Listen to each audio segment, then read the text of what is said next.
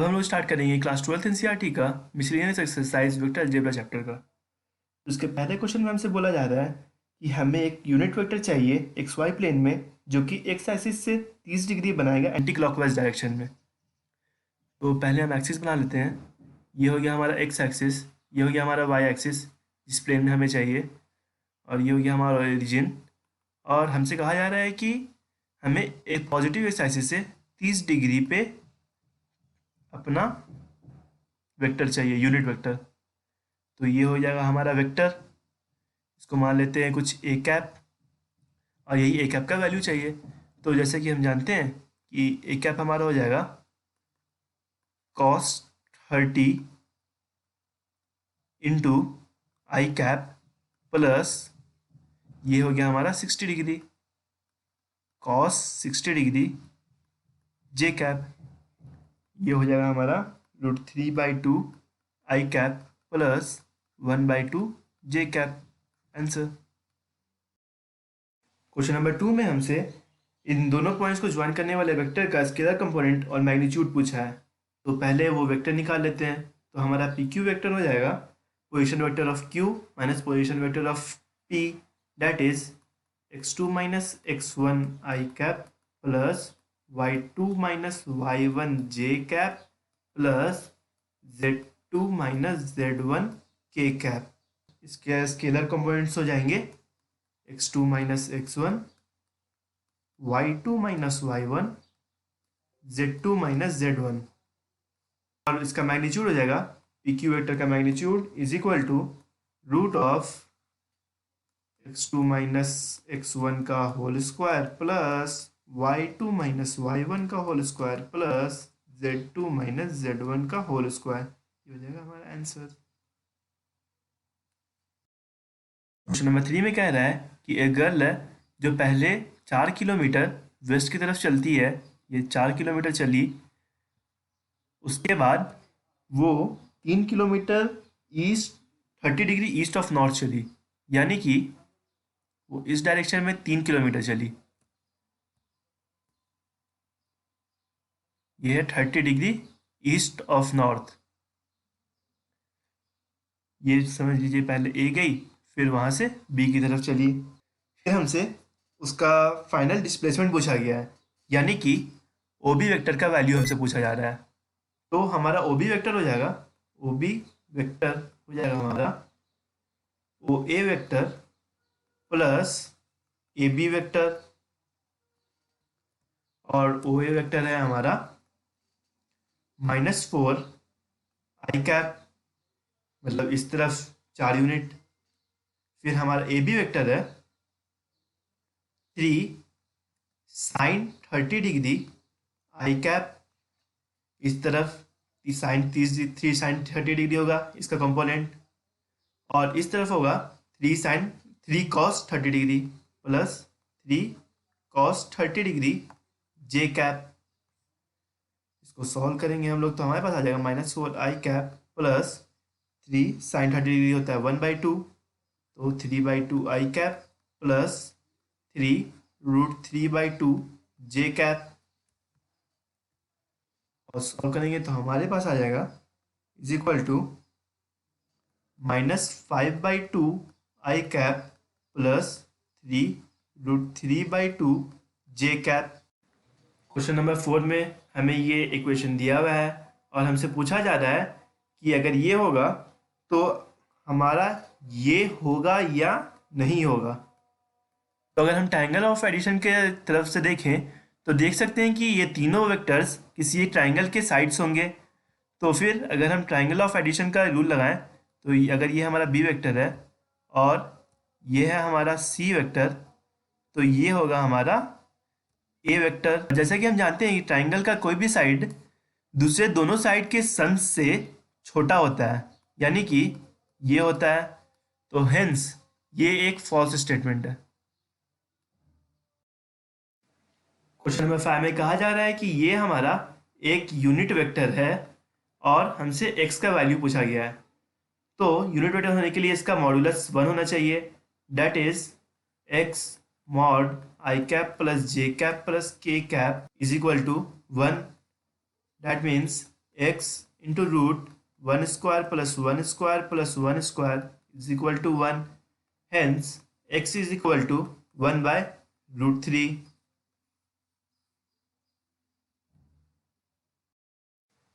Question number 6 में हमसे बोला जा रहा है कि हमें एक वेक्टर निकालना है जिसका मैग्नीट्यूड 5 यूनिट्स होगा और वो ए वेक्टर और बी वेक्टर के रिजल्टेंट के पैरेलल होगा। तो मान लेते हैं कि हमारा रिक्वायर्ड वेक्टर सी वेक्टर हो जाए और उसका वैल्यू हो जाएगा हमारे पास lambda times A vector plus B vector. अब हम सिर्फ लैम्डा का वैल्यू निकालेंगे तो हो जाएगा हमारा काम। तो हमारा हो जाएगा ये लैम्डा टाइम्स ए वेक्टर है हमारा 2i cap plus 3j cap minus k cap plus B vector है हमारा i cap minus 2j cap plus k cap. ये हो जाएगा हमारा lambda times 3i cap plus j cap. इसी का मैग्नीट्यूड है हमारा 5, तो mod c is equal to 5 implies that lambda times root 3 square plus 1 square is equal to 5। This implies that lambda is equal to 5 divided by root 10 is equal to root 5 by 2। Hence हमारा required vector c vector हो जाएगा root 5 by 2 into 3i cap plus j cap plus minus में। और हमें एक unit vector निकालने को बोला जा रहा है 2a vector minus b vector plus 3c vector के डायरेक्शन में। तो पहले हम इसको इवैल्यूएट कर लेते हैं। तो हमारे पास आ जाएगा 2 इंटू आई cap plus J cap plus के cap minus 2i cap minus J cap plus 3k cap plus 3 times I cap minus 2j cap plus के कैप। इसको सिंप्लीफाई करेंगे तो हमारे पास आ जाएगा 3i cap minus 3j cap plus 2 times K cap. फिर इसी डायरेक्शन में एक यूनिट वेक्टर निकालेंगे तो हमारे पास आ जाएगा, मान लेते हैं कि ये हमारा कुछ डी वेक्टर है, तो इसी के डायरेक्शन में यूनिट वेक्टर हो जाएगा हमारे पास D vector divided by D vector का मैग्नीट्यूड। ये हो जाएगा हमारे पास 3i cap minus 3j cap plus 2k cap divided by root of 3 square plus 3 square plus 2 square. तो इसको सिंप्लीफाई करेंगे तो हमारे पास आ जाएगा 1 by root 22 3i cap minus 3j cap plus 2k cap. ये हो जाएगा हमारा आंसर। क्वेश्चन नंबर 8 में हमें ये प्रूव करना है कि ए बी और सी कोलिनियर हैं और ये रेशियो निकालना है जिसमें ए सी को बी डिवाइड कर रहा है। तो कोलिनियर होने की कंडीशन ये है कि ए सी वेक्टर हमारा ए सी वेक्टर का magnitude is equal to A B vector का magnitude plus B C vector का मैग्नीट्यूड। तो पहले हम ए बी वेक्टर वाला निकाल लेते हैं। ए बी वेक्टर हो जाएगा हमारा बी वेक्टर का पोजीशन, ए बी वेक्टर हो जाएगा हमारा बी पॉइंट का position vector minus A point का position vector, that is 5i cap minus 2k cap minus i cap minus 2j cap minus 8k cap. ये हो जाएगा हमारा 4i cap plus 2j cap plus 6k cap और इसका magnitude हो जाएगा root of 4 square plus 2 square plus 6 square is equal to 2 root 14। B C vector हो जाएगा हमारा position vector of C minus position vector of B, that is 11i cap plus 3j cap plus 7k cap minus 5i cap minus 2k cap. ये हो जाएगा हमारा equal 6i cap plus 3j cap plus 9k cap के। और इसका magnitude हो जाएगा B C vector का magnitude is equal to root of 6 square plus 3 square plus 9 square is equal to 3 root 14। इसी तरह हमारा ए सी वेक्टर हो जाएगा position vector of C minus position vector of A, that is 11i cap plus 3j cap plus 7k cap minus i cap minus 2j cap minus 8k cap is equal to 10i cap plus 5j cap plus 15k cap. और इसका magnitude हो जाएगा इसी vector का magnitude is equal to root 10 square plus 5 square plus 15 square 5 root 14। फिर हम यहाँ से देख सकते हैं कि हमारा ए सी वेक्टर का magnitude is equal to A B vector का magnitude plus B C vector का मैग्नीट्यूड है। तो हमने प्रूव कर दिया कि ए बी और सी कोलिनियर पॉइंट्स हैं। फिर अब हमें निकालना है कि किस रेशियो में हमारा बी पॉइंट ए सी को डिवाइड करता है। तो मान लेते हैं कि वो रेशियो है λ:1। तो और हमारे पास फॉर्मूला है कि बी पॉइंट का position vector that is 5i cap minus 2k cap वो इक्वल होगा लैम्डा टाइम्स सी पॉइंट का position vector that is 11i cap plus 3j cap plus 7k cap plus 1 time A point का position vector that is I cap minus 2j cap minus 8k cap divided by lambda plus one 5i cap minus 2k cap is equal to 11 lambda plus 1 I cap plus 3 lambda minus 2 times j cap plus 7 lambda minus 8 times k cap. यहाँ से हम solve करेंगे तो हमारे पास आ जाएगा equations lambda plus 1 into 5 is equal to 11 lambda plus 1 फिर 3 lambda minus 2 is equal to 0 minus 2 times lambda plus 1 is equal to 7 lambda minus 8। फिर हम तीनों इक्वेशन सॉल्व करेंगे तो हमारे पास आ जाएगा लैम्डा इज इक्वल टू 2/3। तो हमारा रिक्वायर्ड रेशियो हो जाएगा ratio is equal to λ:1 is equal to 2/3:1 is equal to 2:3। ये हो जाएगा हमारा आंसर। क्वेश्चन नंबर 9 में हमें पॉइंट आर का पोजीशन वेक्टर निकालना है जो पी क्यू को 1:2 एक्सटर्नली बांट रहा है। तो हमारा आर हो जाएगा m into position vector of Q यानी कि 1 into position vector of Q minus n into position vector of p यानी कि 2 into 2a vector plus b vector divided by m minus n that is 1 minus 2। ये हो जाएगा हमारा a vector minus 3b vector minus 4a vector minus 2b vector divided by minus 1 is equal to 3a vector plus 5b vector. ये हो गया हमारा point are का position vector. हमसे ये प्रूव करने के लिए बोला जा रहा है कि हमारा p मिड पॉइंट है आर क्यू का। तो हम मिड पॉइंट निकालते हैं आर क्यू का। Mid point of R Q is equal to half into position vector of R that is 3a vector plus b vector plus position vector of Q that is a vector minus 3b vector. ये हो गया हमारा mid point are Q का। इसको solve करेंगे तो हमारे पास आ जाएगा 2a vector plus b vector जो कि हमारा पॉइंट P का पोजीशन वेक्टर है। एक पैरेललोग्राम के दो एडजेसेंट साइड्स दिए हुए हैं जिनके नाम है ए वेक्टर। हम रख लें अगर ए वेक्टर हो जाएगा हमारा 2i cap minus 4j cap plus 5k cap और दूसरे वाले का बी वेक्टर का नाम रख दें हम तो हो जाएगा i cap minus 2j cap minus 3k cap. फिर हमसे बोला गया है कि एक यूनिट वेक्टर निकालना है इस पैरेललोग्राम के डायगोनल के डायरेक्शन में। तो मान लेते हैं कि हमारा यूनिट वेक्टर ये है, हमारा डायगोनल ये है जिसको हम लोग डी वेक्टर बुला लेते हैं। तो हमें डी कैप निकालना है यानी कि डायगोनल के डायरेक्शन में एक यूनिट वेक्टर। तो डी कैप हो जाएगा हमारा D vector divided by D vector का मैग्नीट्यूड और डी वेक्टर है हमारा A vector plus B vector according to addition law of vectors. तो डी वेक्टर है हमारा A vector plus B vector divided by A vector plus B vector का magnitude और A vector plus B vector हमारा हो जाएगा 3i cap minus 6j cap plus 2k cap divided by root of 3 square plus minus 6 का square plus 2 का square. इसको simplify करेंगे तो हमारे पास आ जाएगा 1/7 3i cap minus 6j cap plus 2k cap. ये हो गया हमारा डायगोनल के डायरेक्शन में एक यूनिट वेक्टर। इसके सेकंड पार्ट में हमसे इस पैरेललोग्राम का एरिया पूछा है। तो जैसे कि हम जानते हैं कि एरिया का फॉर्मूला होता है A vector cross B vector का मैग्नीट्यूड। तो A vector cross B vector का मैग्नीट्यूड हो जाएगा हमारा आई कैप जे कैप के कैप ए वेक्टर के आई कैप जे कैप के कंपोनेंट्स दैट इज 2 - 4 + 5 1 -2 -3 का मॉडुलस।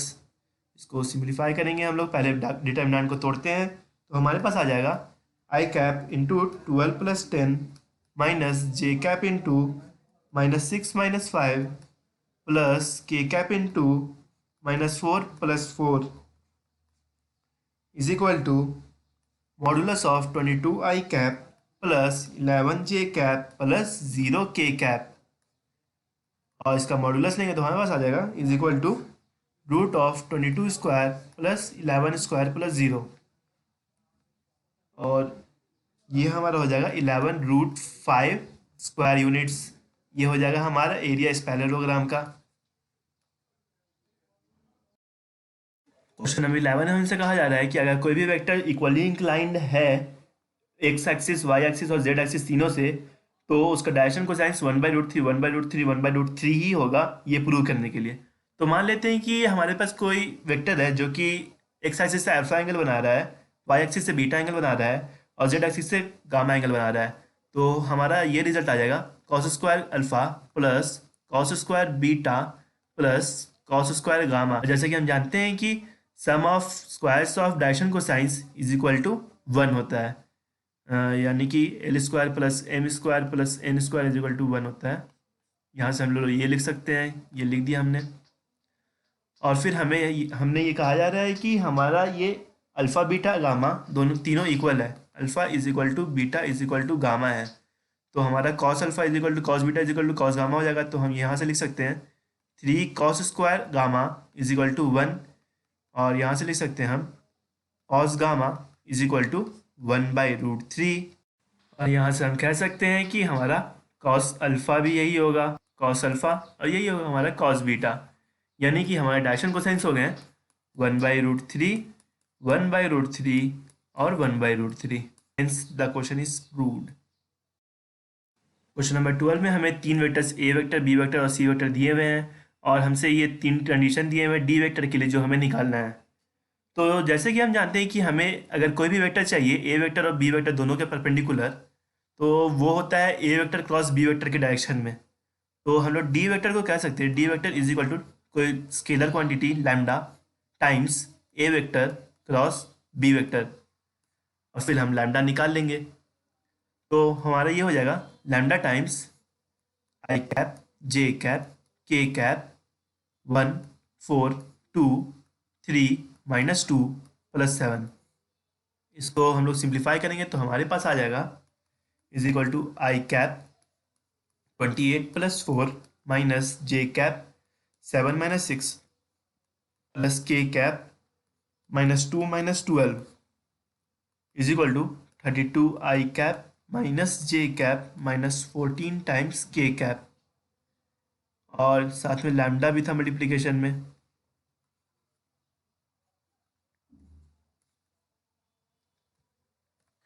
ये हो गया हमारा डी वेक्टर। फिर अब हमें लैम्डा का वैल्यू निकालना है। तो लैम्डा का वैल्यू के लिए हमारे पास दिया हुआ है C vector dot D vector is equal to 15। तो इसमें हम सी वेक्टर और डी वेक्टर का वैल्यू डालते हैं तो हमारे पास आ जाएगा सी वेक्टर है 2i cap minus J cap plus 4k cap dot lambda times 32i cap minus J cap -14k cap is equal to 15। Dot product लेंगे तो हमारे पास आ जाएगा lambda times 2 × 32 plus -1 × -1 plus 4 × -14 is equal to 15।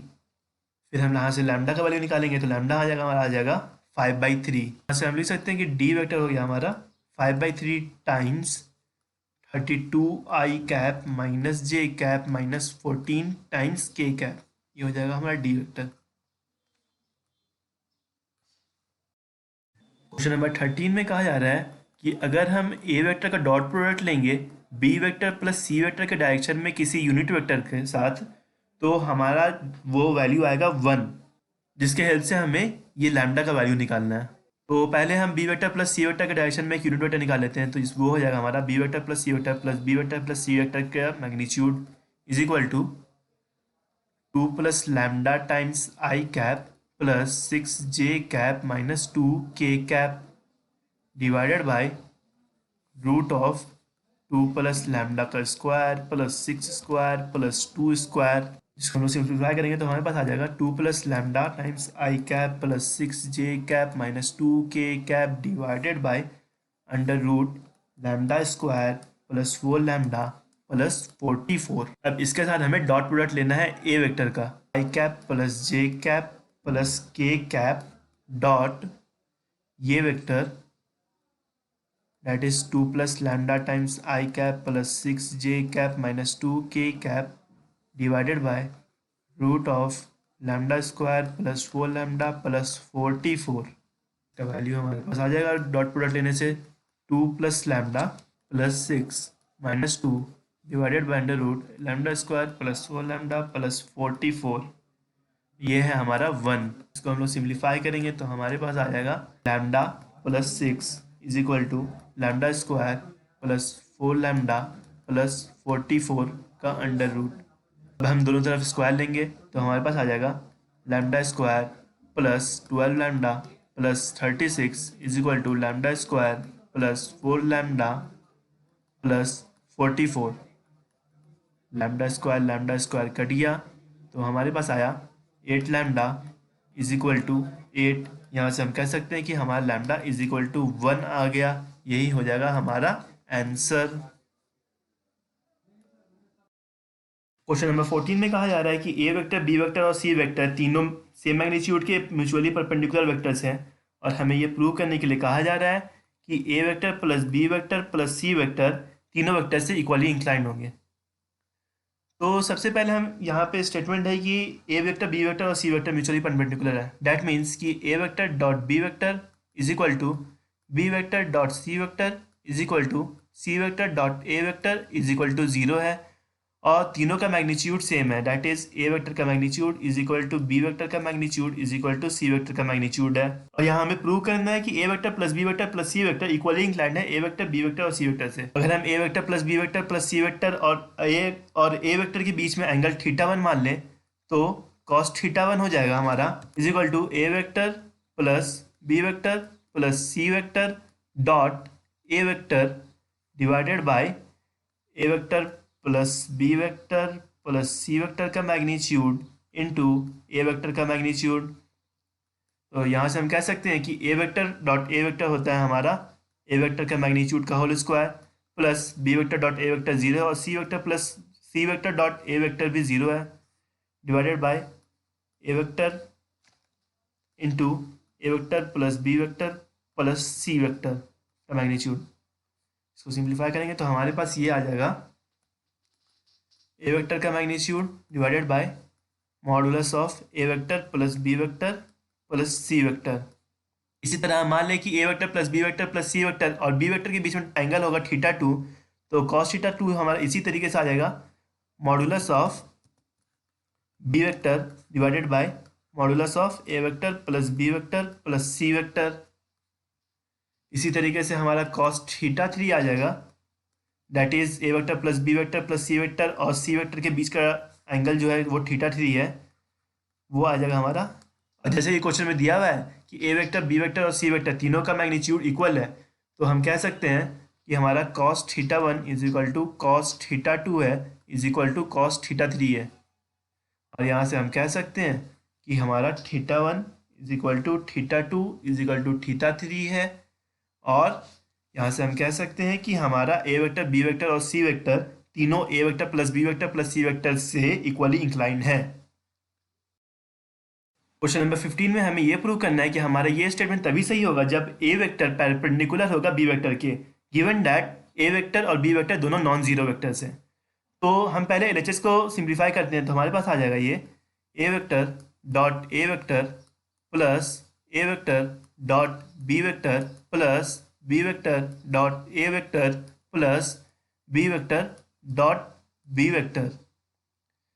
फिर इसी को सिंप्लीफाई करेंगे तो हमारे पास आ जाएगा A vector dot A vector होता है हमारा मॉड ए का whole square mod A whole square और हम जानते हैं कि A vector dot B vector और B vector dot A vector equal होते हैं तो हम इसको लिख सकते हैं 2a vector dot B vector plus ये हमारा मॉड बी का होल स्क्वायर और ये हमारा इक्वल दिया हुआ है मॉड ए का whole square plus mod B का होल स्क्वायर। तो फिर हम यहाँ से मॉड ए का होल स्क्वायर और मॉड बी का होल स्क्वायर दोनों कट जाएगा, तो हमारे पास आ जाएगा 2a vector dot B vector is equal to 0। और यहाँ से हम कह सकते हैं कि हमारा a vector dot B vector is equal to 0 है एंड हेंस a वेक्टर है परपेंडिकुलर b वेक्टर के। Hence the statement is proved. Question number 16 में हमें दिया हुआ है कि a vector dot B vector हमारा ग्रेटर देन इक्वल टू 0 है। फिर हमसे थीटा का रेंज पूछा गया है, तो यहाँ से हम लिख सकते हैं कि ये होता है हमारा a वेक्टर का मैग्नीट्यूड इंटू बी वेक्टर का मैग्नीट्यूड इंटू कॉस थीटा, और ये हमारा ग्रेटर देन इक्वल टू 0। ये तो हमेशा पॉजिटिव होता है, ये भी हमेशा पॉजिटिव होता है, तो हम यहाँ से लिख सकते हैं कि हमारा cos theta greater than equal to 0 होना चाहिए। और हमारा कॉस थीटा कब ग्रेटर देन इक्वल टू 0 होता है? जब हमारा थीटा फर्स्ट क्वाड्रेंट में हो।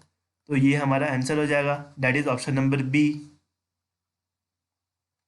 क्वेश्चन नंबर 17 में कहा जा रहा है कि ए वेक्टर और बी वेक्टर दो यूनिट वेक्टर्स है जिनके बीच में एंगल थीटा है, और ये भी कहा जा रहा है कि A vector plus B vector भी एक यूनिट वेक्टर है।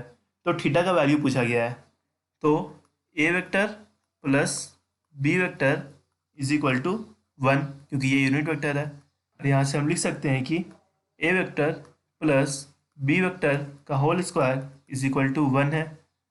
और यहाँ से हम लिख सकते हैं कि ये डॉट प्रोडक्ट में इसको तोड़ देते हैं, A vector plus B vector dot A vector plus B vector is equal to 1। इसको सिंप्लीफाई करेंगे तो हमारे पास आ जाएगा A vector dot A vector plus A vector dot B vector plus B vector dot A vector plus B vector dot B vector is equal to 1। यहाँ से हम लिख सकते हैं कि यह हमारा मॉड ए का whole square plus mod B का whole square plus 2a vector dot B vector is equal to 1। और यहाँ पे है कि मॉड ए और मॉड बी दोनों 1 है, तो यहाँ से लिख सकते हैं कि 1 का स्क्वायर प्लस 1 का square plus 2 mod A into mod B into cos theta is equal to 1। फिर यहाँ से हम लिख सकते हैं कि 2 cos theta is equal to -1, then cos theta is equal to -12। फिर हम यहाँ से लिख सकते हैं कि थीटा हमारा हो जाएगा 2π/3। That is option number D is the correct answer. Question number 18 में हमें ये एक्सप्रेशन का वैल्यू पूछा गया है। तो जैसे कि हम जानते हैं कि जे कैप क्रॉस के कैप हमारा आई कैप होता है, फिर के कैप क्रॉस आई कैप हमारा जे कैप होता है, and I cap cross J cap हमारा के कैप होता है। तो इन तीनों रिलेशंस को हम लोग यूज़ करके इसको सॉल्व करेंगे, तो हमारे पास ये आ जाएगा कि I cap dot J cap cross K cap is equal to I cap dot I cap plus J cap dot J cap plus के कैप डॉट के कैप, और I cap dot I cap हमारा हो जाएगा 1। फिर J cap dot J cap भी हमारा हो जाएगा 1 प्लस के कैप भी हो जाएगा हमारा 1 is equal to 3। That is number D is the correct answer. Last question में हमें ये रिलेशन दिया हुआ है और हमसे थीटा का वैल्यू मांगा है। तो हम जैसा कि जानते हैं ये होता है हमारा ए वेक्टर का मैग्नीट्यूड इंटू बी वेक्टर का मैग्नीट्यूड इंटू कॉस थीटा, और इस सब का magnitude is equal to A vector का मैग्नीट्यूड इंटू बी वेक्टर का मैग्नीट्यूड इंटू साइन थीटा। यहाँ से हम कह सकते हैं कि हमारा cos theta is equal to sine theta होगा। हम कह सकते हैं कि tan theta is equal to 1 होगा, that is theta is equal to π/4 होगा। That is option number D is the correct answer.